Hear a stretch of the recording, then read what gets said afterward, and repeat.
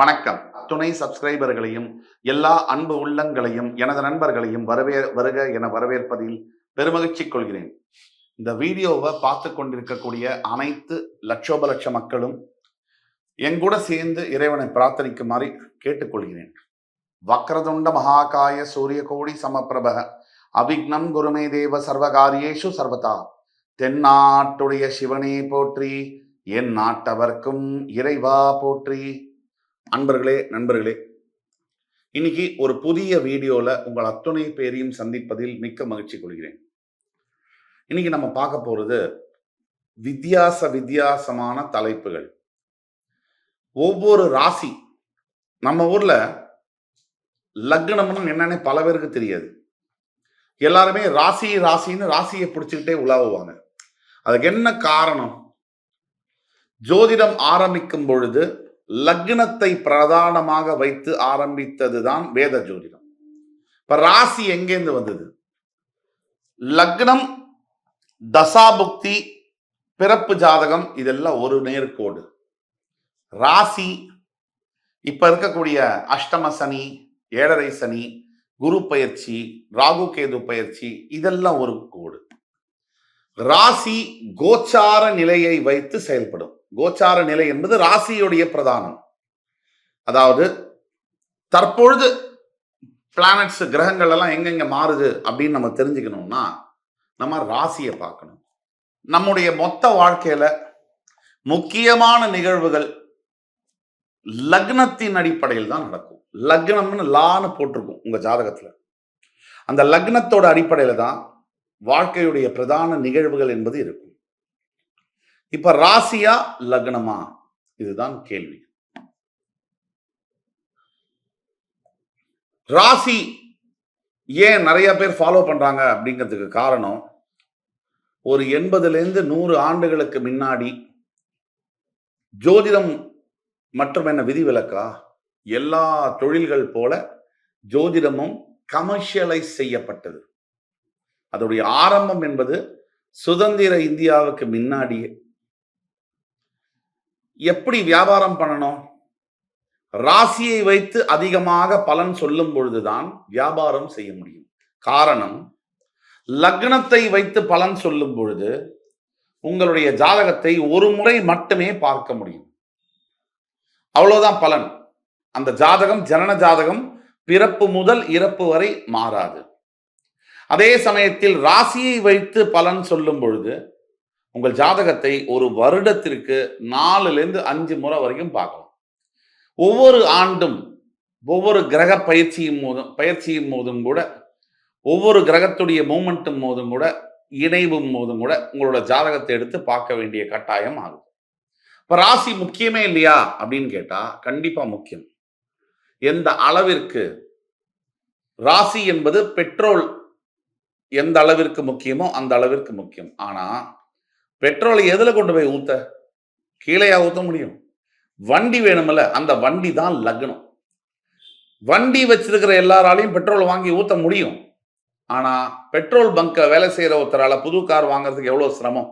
இதுதான் லக்னத்திற்கும் ராசிக்கும் உள்ள அடிப்படையான கோட்பாடுகள். லக்னத்தோடு ராசியின் பலன்கள் இணையும் பொழுதுதான் ஒரு மனிதனுடைய வாழ்க்கை அடுத்த கட்டத்திற்கு உயர்வு பெறுகிறது. அந்த அடிப்படையிலே இன்றைக்கு சிம்ம ராசியை பற்றியும் மகர ராசியை பற்றியும் இந்த வீடியோவில் நம்ம பேச போறோம். பெரும் யோகம் தரும் கேந்திராதிபதி கோணாதிபதி இணைவு. நான் ராசின்னு சொன்னா கூட நீங்க லக்னம்னு எடுத்துக்கணும். நான் சொல்லக்கூடிய பலன்கள் 75 முதல் 80% லக்னத்திற்கு தான் பொருந்தும். 20% தான் ராசிக்கு பொருந்தும். நான் சொன்னாலும் கூட நீங்க லக்னம்னே எடுத்துக்கணும். சரி, இப்போ சில சமயங்களில் ராசிக்கு அதிகமாக கூட பொருந்தும். அது எக்ஸப்ஷனல் கேசஸ்ல. ரைட். கேந்திராதிபதினா என்ன? ஒரு ஜாதகம் இருக்கு. அந்த ஜாதகத்துல லக்னம் எங்க இருக்கோ லான்னு போட்டிருப்பாங்க. அங்கிருந்து இந்த லக்னம் இருக்கக்கூடிய இடம் 1ன்னு அர்த்தம். அது கேந்திரஸ்தானம். அதுக்கு அடுத்தது 4, அதுக்கு அடுத்தது 7, அதுக்கு அடுத்தது 10. இந்த 1, 4, 7, 10 இந்த இடங்களானது கேந்திர ஸ்தானங்கள் என்று சொல்றோம். கோணா ஸ்தானங்கள், கோணாதிபதி அப்படின்னா என்னன்னா, இந்த 1 சொன்னேன் இல்லையா, லக்னம், அது திரிகோணஸ்தானமாகவும் வரும். திரிகோணம் கோணம் எல்லாம் ஒண்ணுதான். அந்த கோணம் அப்படிங்கிறது 1 வந்து கேந்திரம் பிளஸ் கோணம் அப்படின்னு வரும். 1 அப்படிங்கிறது நீங்க தான், லக்னம்ங்கிறது நீங்க தான், உங்களுடைய ஆத்மா, உங்களுடைய உயிர். அதை பத்தி படிப்பது தான் ஜோதிடம். இப்ப 4, 7, 10 கேந்திரத்துக்கு எப்படி இருக்கோ அதே மாதிரி திரிகோண ஸ்தானங்கள்ல 1, 5, 9, 1, 5 இந்த இடங்கள், அதாவது கேந்திராதிபதி மற்றும் கோணாதிபதி, அதாவது கேந்திராதிபதி மற்றும் கோணாதிபதி இவர்களுடைய இணைவு என்பது சிம்ம லக்னம் மற்றும் மகர லக்னம், சிம்ம ராசி மற்றும் மகர ராசிக்கு கேந்திராதிபதியுடைய இணைவோ கோணாதிபதியுடைய இணைவோ இது மிகப்பெரிய யோகத்தை தருகிறது.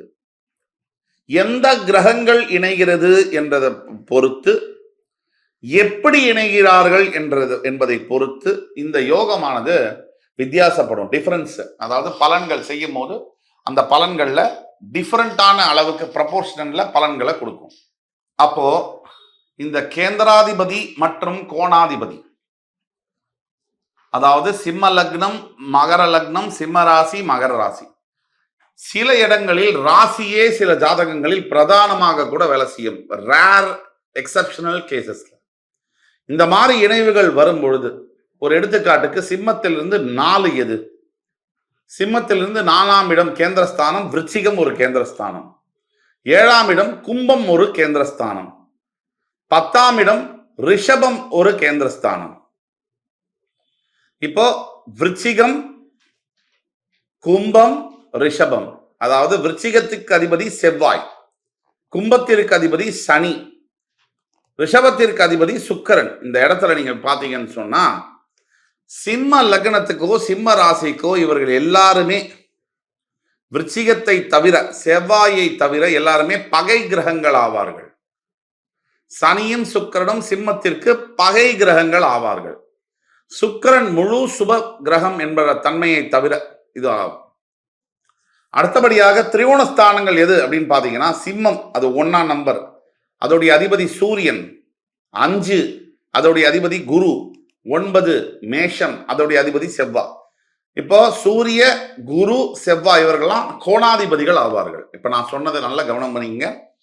செவ்வாய், சனி, சுக்கிரன் இந்த 3 பேர்களும், இதுல சிம்மத்துக்கு சனி மட்டும் ஆகவே மாட்டார், எந்த நிலையிலும் நல்லதை செய்ய மாட்டார், இது உறுதி.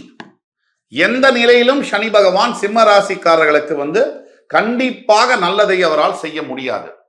ஆக நீங்கள் கோணாதிபதி, அதாவது சூரியன், குரு, செவ்வாய் எந்த நிலையிலும் ஒரு கிரகத்திற்கு கேந்திராதிபதி நல்லது செய்வாரோ இல்லையோ, கோணாதிபதி நல்லதை மட்டுமே செய்வார்.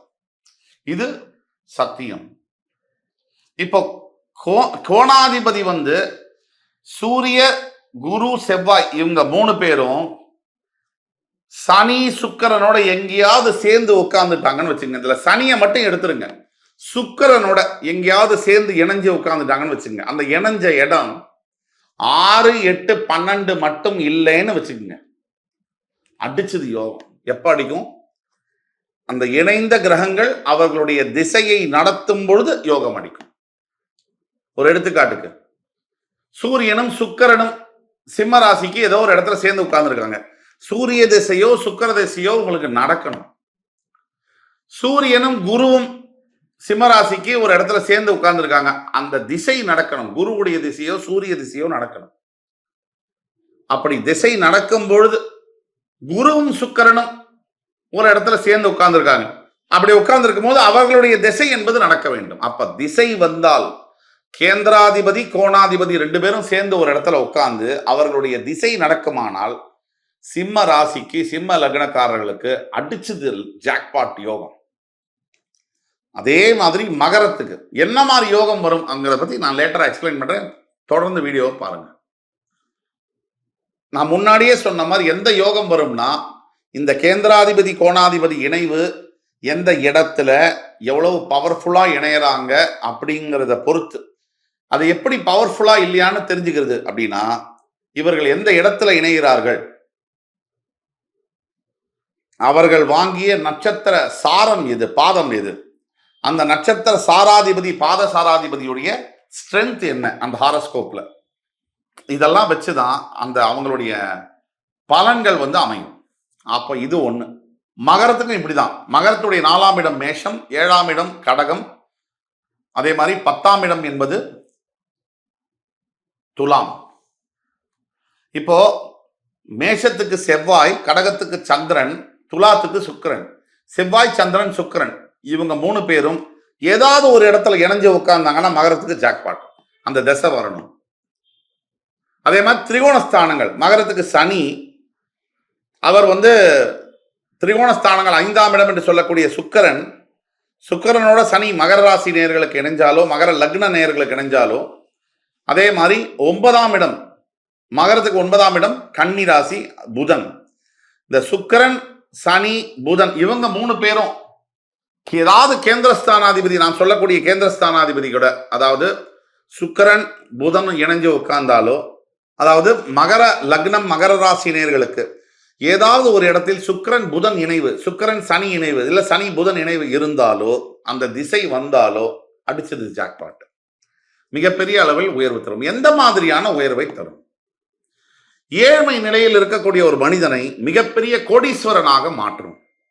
வாழ்க்கையில அவருக்கு சந்திக்கக்கூடிய சவால்கள் எல்லாம், அவர் யாராவது எதிர்க்கிறாங்கன்னு சொன்னா எதிரி தவிடுபொடி ஆவாங்க. அதே மாதிரி அவர்களுக்கு பதவி என்பது பல பேர் பல ஆண்டுகளாக முயற்சி பண்ணி கூட கிடைக்காத பதவியெல்லாம் இவங்க வீடு வாசல் தேடி சேர் போட்டு இவங்க எப்படா அது மேல உட்காருவாங்கன்ற அளவுக்கு காத்திருக்கும். இதெல்லாம் நடக்கும். ஒரு எடுத்துக்காட்டுக்கு சிம்ம லக்னம், நம்ம சூப்பர் ஸ்டார் ரஜினிகாந்த், அவருக்கு பதவி 96ஆம் ஆண்டு சேர்ந்து அவரை தேடி உட்கார்ந்தது. கேந்திராதிபதி கோணாதிபதி இணைவு, சில திசைகள் அவருக்கு நடந்தது. அப்ப ராகு திசை. இந்த மாதிரி திசைகள்லாம் மாறும் பொழுது வாழ்க்கையில மிகப்பெரிய உயரத்துக்கு ஒரு சாதாரண மனிதனை கொண்டு போய் உட்கார வைக்கும். இது கிரகங்களுடைய சக்தி, சாத்தியம். இதுதான் ஸ்பிரிச்சுவாலிட்டி, ஆன்மீகம்.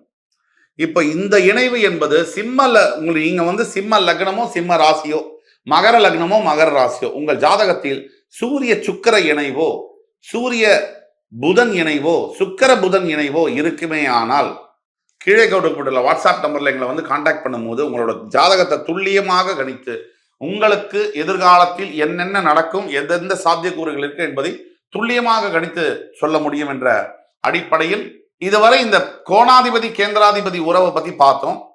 இந்த வீடியோ இதோட கம்ப்ளீட் ஆகுது. ஆனா இது தொடர்ச்சியா உங்களுடைய கேள்விகள், உங்களுக்கு உங்க சுய ஜாதகத்தில் ஏதேனும் சந்தேகம் இருக்கும் பட்சத்துல உங்களுடைய எதிர்கால பலன்களை துல்லியமாக கணித்து தர காத்துக் கொண்டிருக்கிறோம். கீழே கொடுக்கப்பட்டுள்ள வாட்ஸ்அப் நம்பர்ல எங்களை கான்டாக்ட் பண்ணுங்க. கண்டிப்பாக உங்களுக்கு உங்கள் எதிர்காலத்தில் எந்த மாதிரியான பலன்கள், எந்த மாதிரியான வாழ்க்கை மாற்றங்கள் நடக்கப் போகிறது என்பதை துல்லியமாக கணித்து தர முடியும். மறுபடி அடுத்த காணொலியில் உங்கள் அனைவரையும் சந்திக்கும் வரை உங்கள் அனைவரிடமிருந்து விடைபெறுவது உங்கள் சுபாஷ் பாலகிருஷ்ணன். நன்றி, வணக்கம், வாழ்க வளமுடன்.